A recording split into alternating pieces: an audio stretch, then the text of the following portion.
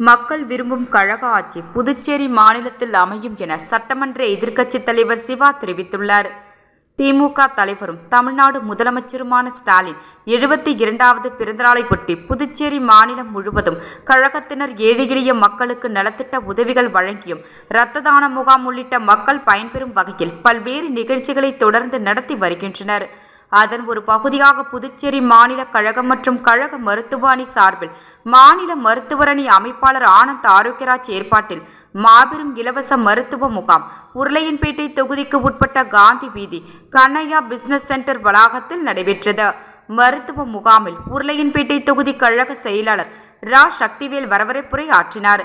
தலைமை பொதுக்குழு உறுப்பினர் எஸ். கோபால் முன்னிலையில் நடைபெற்ற மருத்துவ முகாமினை மாநில கழக அமைப்பாளரும் சட்டமன்ற எதிர்க்கட்சி தலைவருமான ரா. சிவா அவர்கள் தலைமை தாங்கி தொடக்கி வைத்தார். இந்த முகாமில் பொது மருத்துவம், பொது அறுவை சிகிச்சை, எலும்பியல் அறுவை சிகிச்சை, மகளிர் மருத்துவம், குழந்தை மருத்துவம், நீரிழிவு, உயர் இரத்த அழுத்தம் மற்றும் இதய நோய் தொடர்பான பரிசோதனைகள் உள்ளிட்ட பல்வேறு மருத்துவ சேவைகள் மற்றும் மருந்து மாத்திரைகள் இலவசமாக வழங்கப்பட்டன. இந்த முகாமில் 100க்கும் மேற்பட்ட பொதுமக்கள் கலந்து கொண்டு பயன்பெற்றனர். முகாமை தொடக்கி வைத்து பேசிய சட்டமன்ற எதிர்க்கட்சித் தலைவர் ரா. சிவா அவர்கள், இத்தகைய மக்கள் நல பணிகள் மூலம் திராவிட முன்னேற்றக் கழகம் தொடர்ந்து பொதுமக்களின் நலனுக்காக உழைத்து வருகிறது.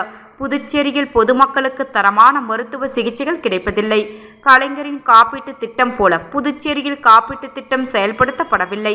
பிரதமர் மோடி கொண்டு வந்த ஆயுஷ்மான் காப்பீட்டு திட்டத்தால் புதுச்சேரியில் யாரும் பயன்பெறவில்லை.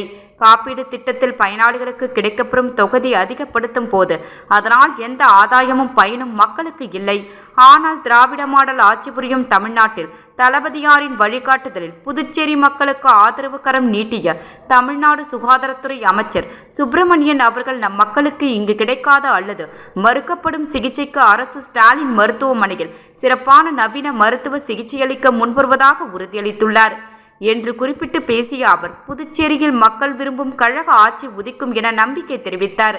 மருத்துவ முகாமில் அவைத்தலைவர் எஸ். பி. சிவக்குமார், மாநில கழக துணை அமைப்பாளர் அனிபால் கென்னடி எம்எல்ஏ, மாநில கழக பொருளாளர் ஆர். செந்தில்குமார், முன்னாள் சட்டமன்ற உறுப்பினர்கள் மூர்த்தி, நந்தா சரவணன், துணை அமைப்பாளர் தைரியநாதன், தலைமை செயற்குழு உறுப்பினர் ஜே.வி.எஸ். சரவணா, சக்திவேல், பொதுக்குழு உறுப்பினர்கள் தங்கவேலு, பிரபாகரன், செந்தில் அமுதகுமார், தொகுதி செயலர்கள் சீதாராமன், நடராஜ், வடிவேலு, சிவக்குமார், ராஜாராமன் மற்றும் ஏராளமானோர் கலந்து கொண்டனர்.